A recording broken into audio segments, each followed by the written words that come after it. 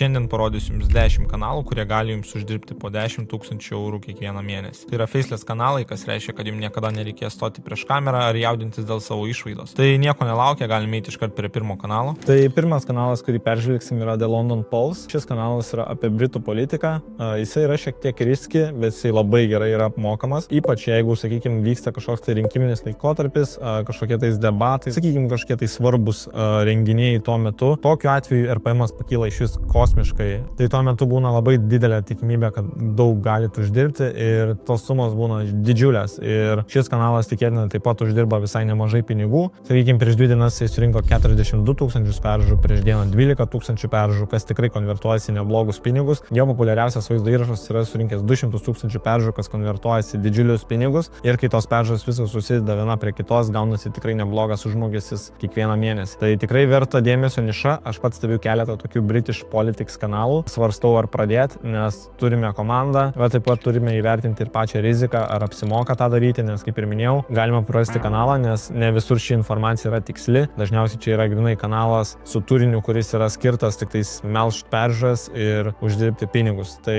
svarstau apie tai, geras kanalas, bet turėtume tikrai vertinti stipriai riziką, ar verta tą daryti. Kitas kanalas, kurį taip pat norėčiau peržvelgti, yra Boxing World. Šis kanalas yra apie kovų menus, apie kovas, apie boksą, net nebūtinai apie boksą, sakykime, apie kažkokius tai labai populiarius kovotojus internete. Tai šiuo atveju šis kanalas tikėtina prasidėjo tada, kai prasidėjo visa tema su Jake Paulu ir Mike'u Tysonu. Jisai pradėjo tą kanalą, jo populiariausias vaizdo įrašas surinko 2 milijonus peržiūrų, kas konvertuojasi į 20 000 eurų, jeigu ne daugiau per kalėdinį laikotarpį, kai RPM yra sukilę. Bet tikrai, jeigu jums patinka kažkas tokio, jūs norėtumėte apie tai kurti turinį, čia yra grinai pletkai apie kovotojus, pletkai apie Andrew Tate'ą, kuris taip pat yra labai įsivėlęs su to Jake Paulu, yra keletą kartų pasisakęs apie tai. Tai šie kanalai išnaudoja tai, jie apie tai padaro keletą vaizdo įrašų, šiek tiek galbūt iškreipia temas, bet renka tikrai neblogas peržiūras. Taip pat turinį tikrai nėra sudėtinga gaminti, čia yra AI padarytas skriptas, AI padarytas voiceoveris ir tiesiog sudėti birolai. Daugiausiai meilės čia matau yra įdėta į thumbnailus, nes jie matomai yra šiek tiek redaguoti su AI, pavyzdžiui,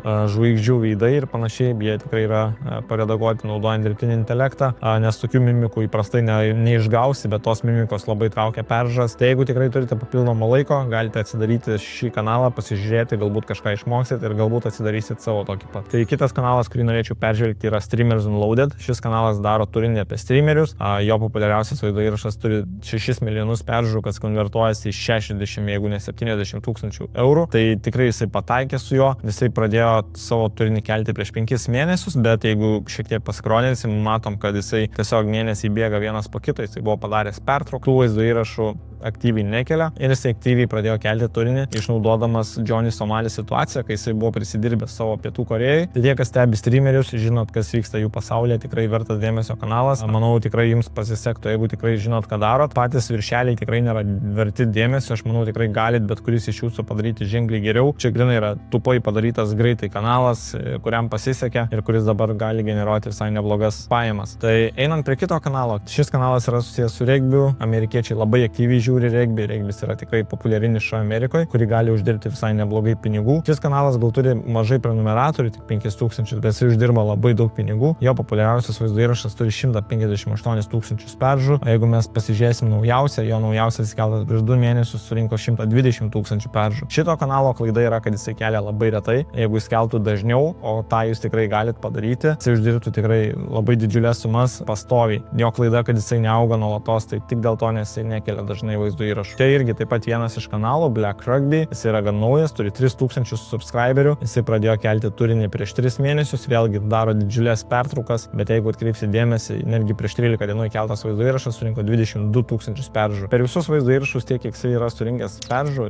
jos labai gerai konvertuojasi į prenumeratorius. Čia yra amerikiečių niša, amerikiečiai žiūri regbį, jeigu jūs tik randate apie ką kalbėti. Šie vaizdo įrašai yra padaryti su AI, voiceoveris, birolai, storytellingas, skriptas, viskas yra padaryta su AI, tai tikrai nėra sudėtinga nukopijuoti, patys viršeliai tikrai nėra irgi labai geri. Šis kanalas tiesiog surado kažkokį tai savo stilių ir jį nuolatos naudoja, tai manau tikrai galima padaryti ženkliai geriau, jeigu kelsite tokį patį turinį dažniau, padarę geresnius viršelius ir panašiai. Tai kitas kanalas yra Spiritual kanalas, tikrai esu įsitikinęs, kad bent vienam iš jūsų tikrai buvo vienas iš tokių vaizdo įrašų iškritęs homepage, yra labai populiarūs, šiek tiek oversaturated niša, labai daug tokių kanalų yra, bet jie yra labai gerai apmokami. mokami, amerikiečiai taip pat jo žiūri. Jos tikrai nėra sudėtinga padaryti. Čia realiai eina nuotraukos, subtitrai, voiceoveris, visa tai yra padarytas su AI. Tos pačios temos, jos greičiausiai nėra padarytos gal su AI, jas greičiausiai jisai atrado per Redditą, nes Reddit'e yra labai daug subredditų, kur žmonės apie tai kalba ir iš kur galite tikrai pasiskolinti tų temų, kad pasidaryti vaizdo įrašui. Jisai uždirba labai daug su šio kanalu. Pavyzdžiui, jo populiariausias surinko 1,7 milijono peržiūrų, kas tikrai konvertavosi iki 20 000 eurų. Tai tikrai vertas dėmesio kanalas, 24 vaizdo įrašai ir 95 000 subscriberių. Jokių shortų, tik ilgas turinys. Tai tikrai vertas dėmesio kanalas. Jeigu tik turit tam kažkokį tai passion, jeigu jums patinka domėtis apie tai, manot, jog jums patiktų apie tai kurti vaizdo įrašą, atkreipkite tai dėmesį, nes galbūt jūs čia būtumėt sėkmingi. Tai kitas kanalas yra susijęs su religija, apie Dievą, apie Jėzų, nors ir kanalas yra Spiritual Battles, bet jisai kuria turinį apie religiją. 37 vaizdo įrašai ir 9000 prenumeratorių, žiauriai gera konversija. Jo populiariausias vaizdo įrašas turi 270 000 peržiūrų, įkeltas prieš 4 savaitės,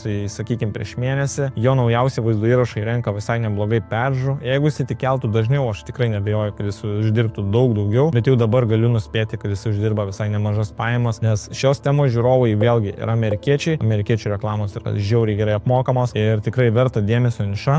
Siūlyčiau jums pasidomėti apie tai daugiau. Jeigu atkreipsi dėmesį, čia yra daug visokių celebrity pas jį viršeliuose, netgi ta pati nuotrauka, kuri yra Elono Musko įdėta kelis kart ir galite pamatyti, kiek renka peržiūrų tokie vaizdo įrašai. Čia nėra lietuvių niša, kur už 40 000 peržiūrų gausi 40 eurų. Jie tikėtina už tiek peržiūrų gavo 400 eurų, kas yra visai neblogai. Tai tikrai vertas dėmesio kanalas. Tai kitas kanalas yra susijęs su Woke niša. Čia yra gan nauja niša.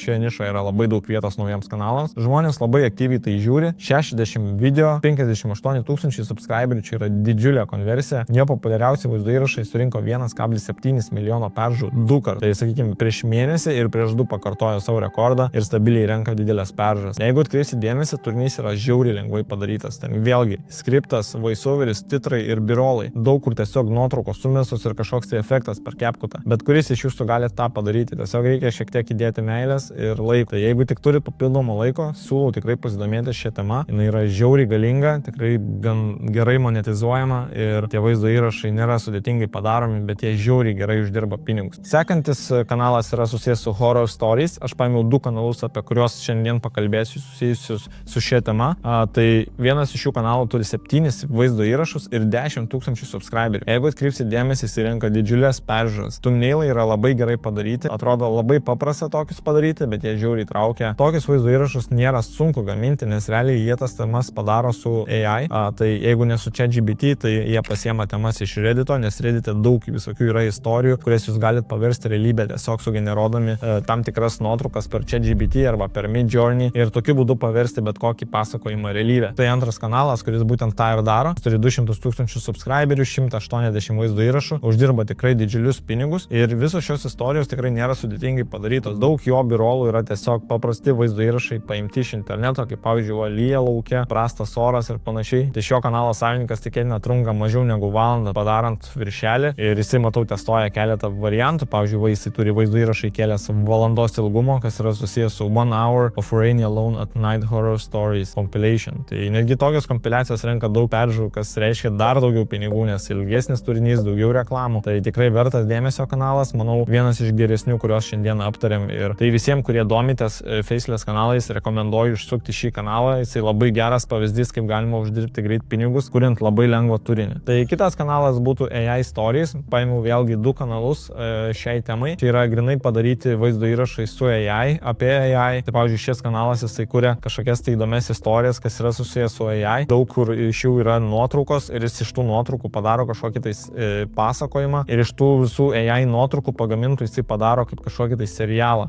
Daug kur yra tiesiog kompiliacijos, tarkim, nežinau, čia pavyzdžiui, žvaigždės sėdinčios prie stalo ar panašiai. Visą tai matot, jog yra padaryta su AI, čia yra grinai Midjourney. Tai tikrai nėra sudėtinga padaryti tokį turinį. Thumbnailai visiškai yra padaryti su AI, visiškai neįdėta pastangų, bet žmonės kažkodėl labai dideliais skaičiais įžiūri. Jo populiariausias vaizdo įrašas turi 700 000 peržiūrų, kas tikrai konvertavosi didžiulius pinigus. Ir atkreipkite dėmesį tai, jog jisai tikrai neišvaisto labai daug laiko padaryti tokius vaizdo įrašus. Tuo tarpu dar geresnis variantas yra AI Stories kanalas, kuris turi 19 video, 2000 subscriberių, bet jisai kuria vaizdo įrašus grinai kaip kompiliacija su AI nuotraukom. Aš nežinau, ar jisai yra monetizuotas, bet jeigu čia mes uždėtume kažkokį tai AI voiceoverį, padarytume kažkokį tai storytellingą, kaip kad pavyzdžiui paėmė pavyzdį iš horror kanalo ir sukūrė iš tų, tarkim, nuotraukėlių kažkokią tai istoriją, mes galėtume jį monetizuoti ir daug daugiau uždirbti. Tai jo populiariausias vaizdo įrašas turi surinkęs 100 000 peržiūrų. Atkreipiant dėmesį tai, kad jisai visiškai mažai vaizdo įrašų yra įkelęs, galim manyti, jog tikrai čia yra labai potenciali niša ir ypač, kai šiuo metu tikrai nėra sudėtinga daryti tas nuotraukas ir bet ką paversti realybę. Netgi iš tiesų iš čia pasikopijavus tą pačią idėją, jūs galite perkurti tas pačias nuotraukas, padaryti iš to kažkokią tai istoriją ir monetizuojant uždirbti pinigus. Tai tikrai verta dėmesio niša, neatrodo padaryti visą tai sudėtinga. Paprasti paveiksliukai, kurie traukia žmonės paspausti, jie pažiūri tos vaizdo įrašus. Tai atkreipkite dėmesį, jog daug iš tų kanalų, kurios šiandieną aptarėme, daro labai daug klaidų. Viena iš jų yra, kad jie kelia labai retai. Jeigu jie keltų dažniau ir nedarytų šių klaidų, jie uždirbtų dar daugiau. Tas kanalas kaip Beyond Woke, jisai gan viską daro teisingai, nors ir dabar buvo šventės ir jis 4 dienas nieko neįkelia, jisai vis tiek kelia pastoviai, jisai uždirba didžiulius pinigus. Jeigu visi šie kanalai keltų pastoviai ir jie stengtųsi padaryti turinį ilgesnį, sakykime, bent jau 10 minučių, jie visi būtų žiauriai labai gerai apmokami. Tai nedarykit šių klaidų jūs, pasirinkit bet kurią iš šių idėjų, padarykit viską teisingai ir net nebejoju, jog turėsite papildomą pajamų šaltinį, kuris jums generuos pastovias pajamas. Tai šiandien būtų viskas. Jeigu turit papildomų klausimų, visada galite man parašyti į komentarus žemiau. Pasiekit mane Instagrame, kartais įkeliu naudingos informacijos, kas yra susijęs su YouTube Faceless kanalais. Taip pat, jeigu jūs norėtumėt sužinoti daugiau apie šį verslo modelį, galite užsiprenumeruoti mano kanalą ir parašę YouTube mano Instagramą gausite ilgą žinutę su detalia informacija, ką reikia daryti, kad pradėtumėt. Ačiū, iki.